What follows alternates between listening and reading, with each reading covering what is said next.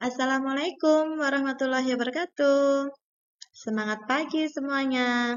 Ketemu lagi di pembelajaran IPS bersama Ibu Estri. Pagi ini kita akan membahas periodisasi masa praaksara berdasarkan perkembangan kehidupan. Adapun tujuan pembelajarannya, siswa mampu mendeskripsikan periodisasi masa praaksara berdasarkan perkembangan kehidupan dari aspek ekonomi, sosial, dan budaya. Kita lanjut ya. Anak-anak, minggu lalu kita membahas tentang periodisasi masa praaksara secara arkeologis. Pagi ini kita akan membahas tentang kehidupan masa praaksara berdasarkan perkembangan kehidupannya. Nah, ini terbagi menjadi 4 tahap. Yang pertama, masa berburu dan mengumpulkan makanan tingkat sederhana. 2. Masa berburu dan mengumpulkan makanan tingkat lanjut. 3. Masa bercocok tanam. Dan 4. Masa perundagian. Dari keempat masa ini, bagaimana ya perkembangan manusia pada masa-masa tersebut? Bagaimana cara mereka memenuhi kebutuhan hidupnya?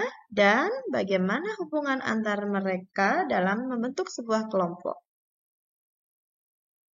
Kita akan bahas satu persatu ya.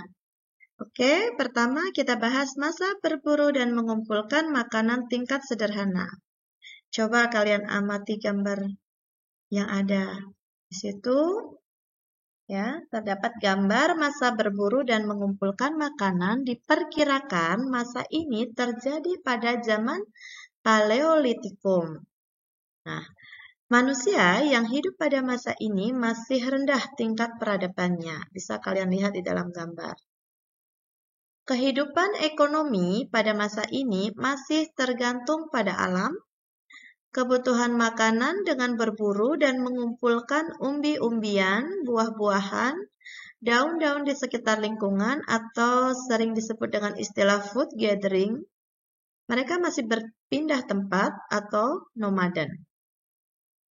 Kemudian kehidupan sosialnya, mereka masih berpindah tempat mencari tempat-tempat yang ada airnya. Mereka memilih tempat seperti padang rumput, di tepi pantai, ataupun sungai. Mereka hidup secara berkelompok yang tersusun dari keluarga-keluarga kecil. Kelompok laki-laki tugasnya berburu dan perempuan mengumpulkan makanan dari tumbuhan serta hewan-hewan kecil. Selanjutnya, kehidupan budaya pada masa berburu dan mengumpulkan makanan tingkat sederhana. Pada masa ini, manusia sudah mampu membuat alat-alat kehidupan secara sederhana dari batu, tulang, dan kayu. Alat-alat yang dibuat masih berbentuk kasar dan sangat sederhana. Antara lain, alat-alat bantu inti terdiri dari kapak perimbas, kapak penetap, pahat genggam, kapak genggam, alat serpih seperti peraut, gurdi, mata panah, alat dari tulang dan kayu. Bisa kalian lihat di dalam gambar. Selanjutnya yang kedua, masa berburu dan mengumpulkan makanan tingkat lanjut. Bisa kalian lihat pada gambar. Diperkirakan masa ini terjadi pada masa zaman Mesolitikum atau zaman Batu Tengah, di mana kehidupan manusia mulai berkembang dibandingkan masa sebelumnya, mulai hidup menetap hanya sementara waktu, dan mulai mengenal bercocok tanam walaupun masih sangat sederhana. Kehidupan ekonomi pada masa berburu dan mengumpulkan makanan tingkat lanjut, mereka sudah mengenal cara bercocok tanam dengan sistem berladang, dengan cara menebang hutan, membersihkan, dan kemudian menanami. Tetapi kalau sudah tidak subur, maka mereka pindah ke tempat lain. Mereka juga memelihara dan mengembangbiakkan binatang. Kehidupan sosialnya masih belum banyak perubahan dari masa sebelumnya, masih hidup secara berkelompok, mulai hidup menetap dengan memilih gua sebagai tempat tinggal, biasanya ada di lereng bukit dan dekat dengan mata air. Adapun kehidupan budayanya, mereka sudah mengenal sistem kepercayaan ditandai dengan ditemukannya lukisan di dinding gua. Misalnya lukisan cap tangan dengan latar belakang merah mengandung arti kekuatan pelindung mencegah dari kekuatan roh jahat. Kemudian alat-alat batu yang digunakan lebih halus daripada masa sebelumnya, yaitu kapak Sumatera atau pebble dan alat dari tulang sampung.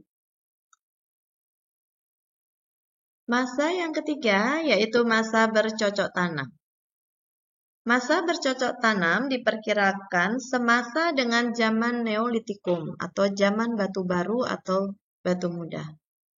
Manusia pada zaman ini mampu mengolah alam untuk memenuhi kebutuhan hidupnya dengan bercocok tanam dan mengembangbiakkan binatang ternak atau yang sering disebut dengan food producing dan hidup sudah mulai menetap atau sedenter. Kehidupan ekonomi pada masa ini selain bercocok tanam dengan berladang atau mengembangbiakkan hewan seperti ayam, kerbau, dan hewan ternak lainnya, kegiatan berburu masih berlangsung. Sudah melakukan kegiatan perdagangan yang bersifat barter atau tukar-menukar barang. Barang yang ditukarkan adalah hasil cocok tanam kerajinan tangan seperti gerabah, beliung, atau hasil laut berupa ikan yang dikeringkan. Kehidupan sosialnya, mereka hidup secara berkelompok dan membentuk masyarakat perkampungan yang dipimpin kepala kampung. Kepala kampung yang dijabat orang yang paling tua dan berwibawa, tokoh yang disegani dan dihormati oleh penduduk yang dipimpinnya. Adapun kehidupan budayanya, alat-alat kehidupan yang dihasilkan sudah dibuat halus dan fungsinya beraneka macam. Fungsinya untuk kegiatan sehari-hari sebagai perhiasan, alat upacara keagamaan, antara lain kapak persegi untuk mengerjakan kayu, menggarap tanah, upacara keagamaan. Kapak lonjong untuk mencangkul, gerabah, perhiasan dari batu dan kerang. Pada masa ini berkembang tradisi bangunan megalitik atau bangunan besar dari batu. Bisa kalian lihat di dalam gambar. Tradisi ini didasari oleh kepercayaan animisme dan dinamisme. Animisme adalah kepercayaan pada makhluk halus dan roh leluhur yang sudah meninggal. Dinamisme yaitu kepercayaan yang meyakini adanya kekuatan gaib atau mistis pada benda-benda tertentu. Masa yang keempat adalah masa perundagian. Merupakan akhir masa praaksara di Indonesia. Kata perundagian berasal dari kata undagi dari bahasa Bali, artinya seseorang atau sekelompok orang mempunyai keahlian jenis usaha tertentu. Misalnya pembuatan gerabah, perhiasan, dan sampan. Masa ini terjadi diperkirakan semasa dengan zaman perunggu, di mana masa ini peradaban manusia sudah tinggi tingkatannya dibandingkan masa sebelumnya. Adapun kehidupan ekonomi pada masa perundagian, kegiatan pertanian, peternakan tetap berjalan, jenis tanaman dan hewan ternak pun juga lebih beragam seperti kuda dan jenis unggas. Munculnya golongan masyarakat yang memiliki keterampilan sehingga teknologi berkembang pesat. Perdagangan masih bersifat barter, namun telah menjangkau perdagangan antar pulau dengan dibuktikan ditemukannya nekara di Kepulauan Selayar dan Kepulauan Kei. Kehidupan sosial pada masa perundagian, mereka hidup sudah mulai menetap di perkampungan yang lebih besar dan lebih teratur. Masyarakat tersusun dalam kelompok yang beragam. Ada kelompok petani, pedagang, undagi, atau pengrajin atau tukang. Berburu binatang liar tetap dilakukan untuk menambah mata pencaharian dan untuk menunjukkan keberanian dan kegagahan dalam lingkungan masyarakat. Adapun kehidupan budaya, alat-alat yang dihasilkan sudah terbuat dari logam, digunakan untuk bertani, peralatan rumah tangga, perhiasan, dan alat perlengkapan upacara dan pemujaan. Bisa kalian lihat di dalam gambar. Kepercayaan animisme, dinamisme masih berkembang, ditunjukkan dengan kepada orang yang meninggal diberikan bekal kubur. Pada masa ini, bidang seni lukis, seni ukir, pahat, seni patung, dan seni bangunan sudah mengalami perkembangannya. Nilai-nilai budaya pada masa praaksara di Indonesia. Yang pertama, nilai religius.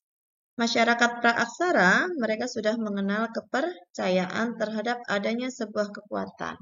Saat ini, sampai hari ini pun kita menjadi masyarakat yang percaya akan keberadaan Tuhan. 2. Nilai gotong royong. Masyarakat praaksara hidup secara berkelompok, mereka bergotong royong untuk kepentingan bersama. Contohnya membangun rumah tempat tinggal. Itu bisa kita terapkan di era modern ini, kita tetap bergotong royong. 3. Nilai musyawarah. Masyarakat praaksara, mereka sudah mengenal bermusyawarah ketika menunjuk atau memilih pemimpin yang dianggap paling tua. 4. Nilai keadilan. Masyarakat praaksara terjadi pembagian tugas sesuai dengan kemampuan dan keahliannya, baik laki-laki maupun perempuan. 5. Tradisi bercocok tanam.